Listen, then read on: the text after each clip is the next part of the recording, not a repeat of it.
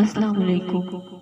بہت سے پڑھے لکھوں کو دین سے بے خبری تباہ کر دیتی ہے، اور جو علم ان کے پاس ہوتا ہے انہیں ذرا بھی فائدہ نہیں پہنچاتا۔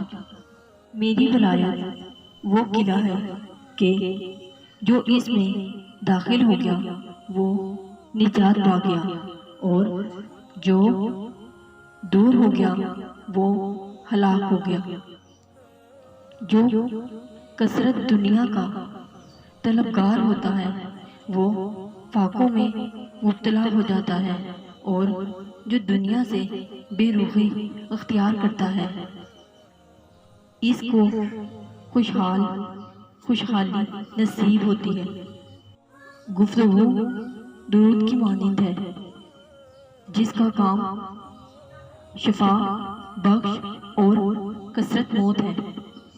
حضرت علی نے فرمایا، دشمن پر قابو پاؤ تو اس قابو پانے کا شکرانہ اس کو معاف کر دینا قرار دو۔ خاموشی ایک عظیم نعمت ہے جو خاص طور پر اس وقت جب اختلافات زیادہ ہوں، آوازیں بلند ہوں، علم کی کمی ہو اور ذلیل کی کوئی اوقات نہ ہو۔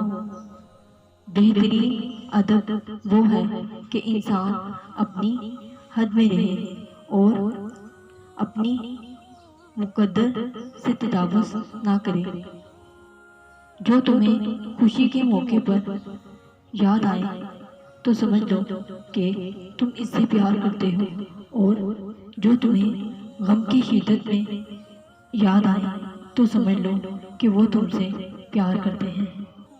پوچھتے کیا ہو مجھ سے ذات میری، علی کا دیوانہ ہوں، علی سے پیار کرتا ہوں۔